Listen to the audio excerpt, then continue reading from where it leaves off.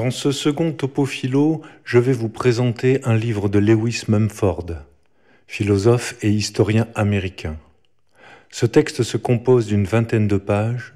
Il est la transcription d'une conférence prononcée à New York en 1963 et s'intitule « Technique autoritaire et technique démocratique ». Je vais vous exposer la nature de la distinction entre technique autoritaire et technique démocratique. Ensuite, j'éclaircirai deux aspects de l'article un peu difficiles. Et pour finir, j'utiliserai la distinction de Mumford pour juger la technique informatique. Est-elle autoritaire ou est-elle démocratique? Mumford définit la technique autoritaire ainsi. Elle est puissante et instable. Elle est sujette à de grandes évolutions. Elle est ambitieuse et contraire à la vie. Elle serait née il y a 6000 ans avec la civilisation et la royauté. Elle est puissante dans le sens où elle permet et engage de grandes modifications matérielles. À sa naissance, c'est la construction des grands réseaux d'irrigation, c'est la construction des murailles autour des villes. Cette technique mobilise une grande quantité de main-d'œuvre. Cette technique autoritaire est instable, car elle cherche toujours à progresser, à augmenter sa puissance. Elle connaît donc dans l'histoire de nombreuses évolutions. Cela explique son caractère ambitieux. Régler les problèmes que rencontre l'homme, elle veut transformer, éradiquer, bouleverser, accélérer. Elle veut améliorer les modes d'existence pour les rendre parfaits. Rien d'étranger pour nous dans cette définition.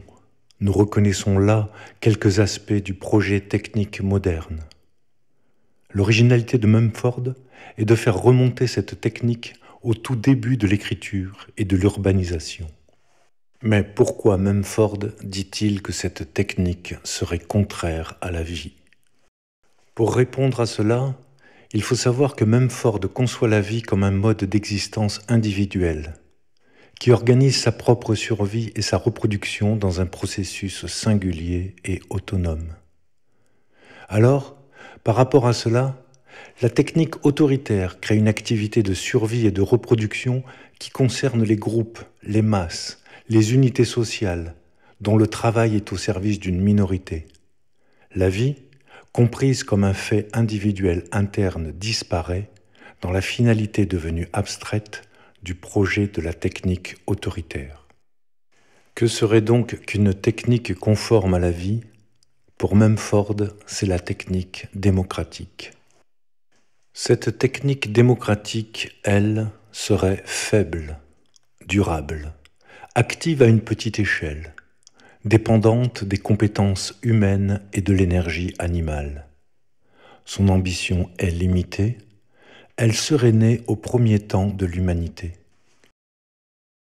Certaines de ces caractéristiques s'expliquent les unes par les autres. La technique démocratique est faible car elle dépend de l'énergie animale, entendons par là l'énergie du corps. Elle est active à petite échelle, c'est-à-dire à celle de l'individu ou de la famille, car elle dépend de compétences individuelles, de savoir-faire personnel.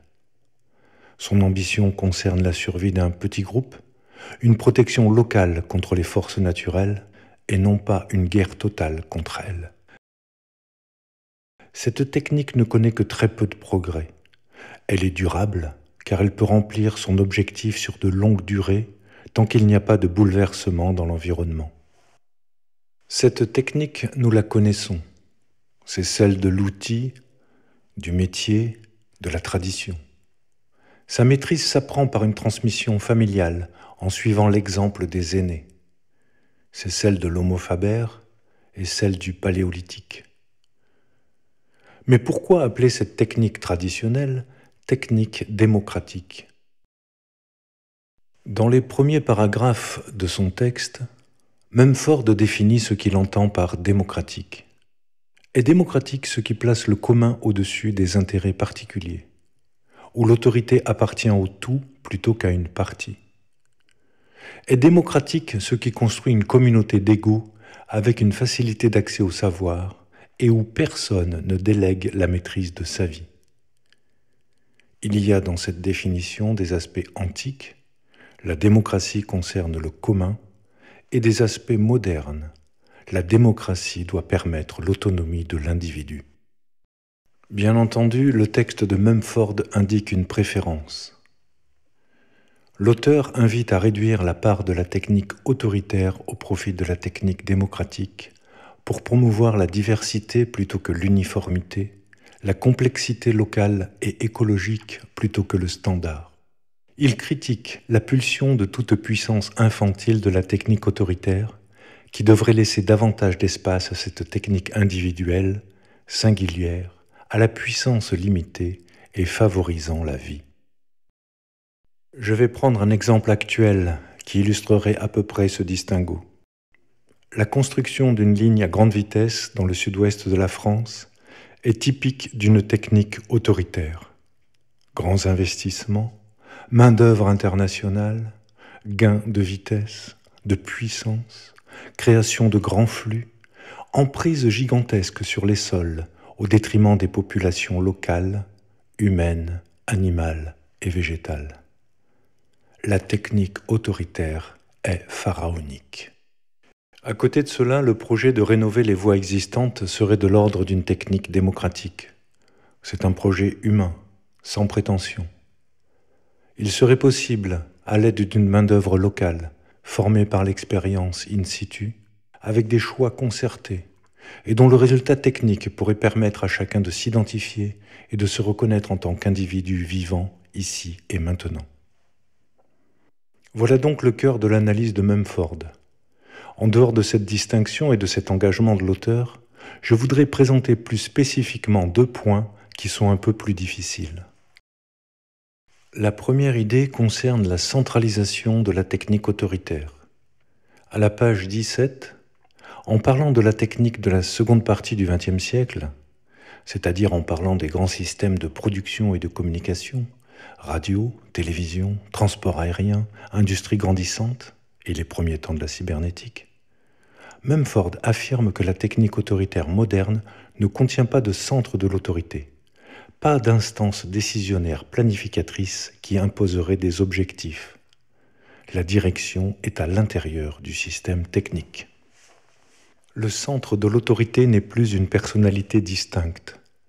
Le centre se trouve à l'intérieur même du système. Tous ses composants humains, y compris l'élite technique et la prêtrise scientifique sacrée qui seuls ont accès au savoir secret permettant le contrôle total, sont eux aussi piégés par la perfection même de l'organisation qu'ils ont inventée. Cette conception d'un pouvoir sans tête, d'une technique autodirectrice est une idée que l'on retrouve chez Jacques Ellul et chez Bernard Stiegler. La technique fait autorité par elle-même. Elle contient le one best way, l'unique chemin possible. C'est une dictature sans dictateur. La seconde idée est une nuance assez fine. Elle concerne l'intégration de certains principes démocratiques au sein même de la technique autoritaire. Pour cela, il faut s'appuyer sur l'idée moderne de démocratie, plutôt centrée sur les choix individuels. Aujourd'hui, dans le projet technique de forme autoritaire, il est supposé qu'en principe, comme le dit Mumford, page 19, chaque membre est censé profiter de ses bienfaits. Ainsi, la technique moderne est en partie au service de la satisfaction individuelle. Chacun peut tout avoir, à condition qu'il accepte uniquement ce qui lui est offert. C'est donc en limitant ses désirs individuels aux possibilités de la technique que l'on jouira des bienfaits de cette technique.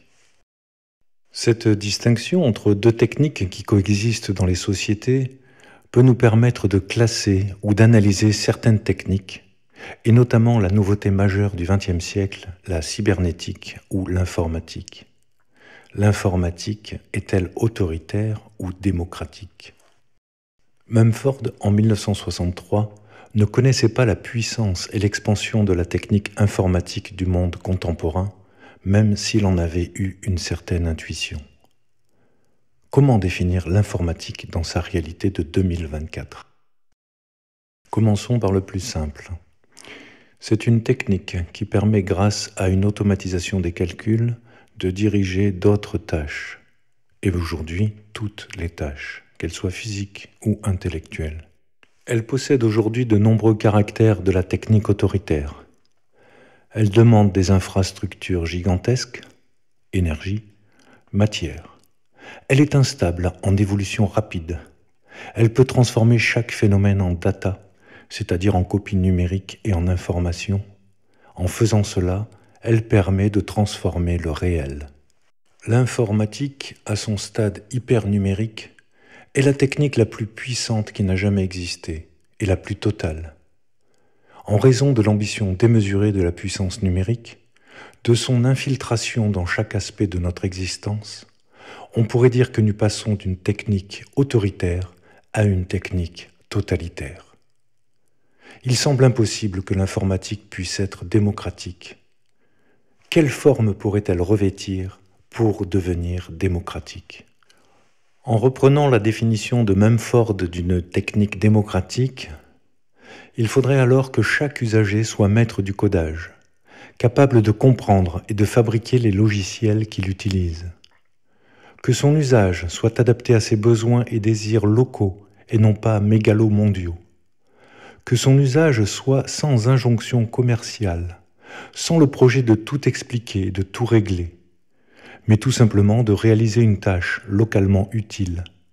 Cet usage artisanal du personal computer ou du smartphone demanderait un savoir informatique commun, universel, ouvert et gratuit. Or, aujourd'hui, comme dans la mécanique automobile, la science du moteur n'appartient pas à l'usager, mais à ce que Mumford appelle la prêtrise, une caste d'ingénieurs qui fabriquent les objets pour son intérêt propre. Nous sommes donc très loin d'une informatique démocratique. Pour finir, nous pouvons dire que c'est la forme de la technique qui détermine notre possibilité de liberté. Dans le cadre d'un humanisme classique, Mumford nous invite à choisir celle qui permet notre liberté vitale. C'est une technique de type artisanal, proportionnée à notre vie individuelle. C'est le savoir-faire de la fabrication, de l'usage et de la réparation. Nous l'avons compris, plus la technique est puissante et changeante, plus elle sera éloignée de notre espace propre, plus elle sera autoritaire.